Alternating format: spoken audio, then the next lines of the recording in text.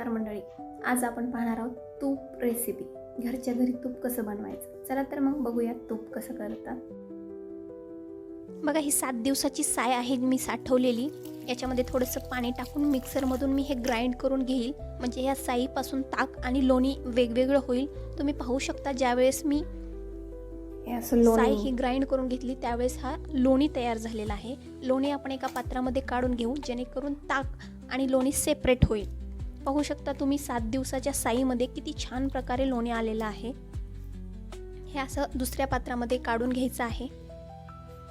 बघा, आज मी घरचं तूप बनवलं. बाहेरून पाहिलं तर फक्त हे स्वयंपाक वाटेल, पण आतून पाहिलं तर ही एक स्त्रीची ताकद आहे. जेव्हा स्त्री स्वतःच्या हाताने शुद्धतेची निवड करते, तेव्हा ती आरोग्याबरोबर आत्मनिर्भरतेची पायरी चढते. हे पहा, ताक आणि हे लोणी सेपरेट केलेलं आहे आपण. आता हे लोणी आपण गॅसवरती ठेवून घेऊया, जेणेकरून हा लोण्याचा गोळा मेल्ट व्हायला चालू होईल.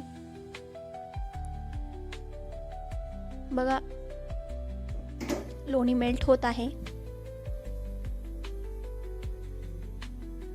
एक 10 मिनिटांमध्ये पूर्ण हा लोणी मेल्ट होऊन जाईल.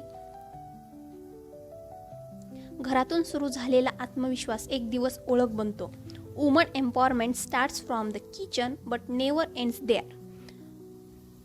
बघा, हळूहळू लोणी मेल्ट व्हायला चालू झालेलं आहे.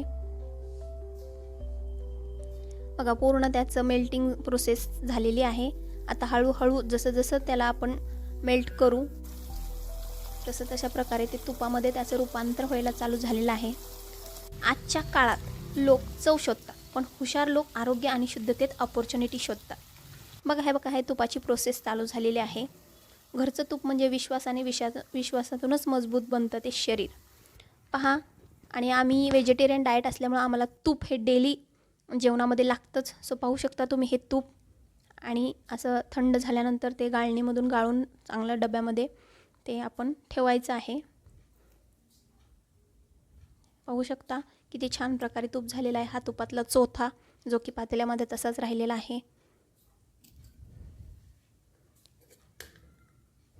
आणि हे आहे प्युअर शुद्ध तूप, जे की आपण घरच्या घरी तयार केलेलं आहे.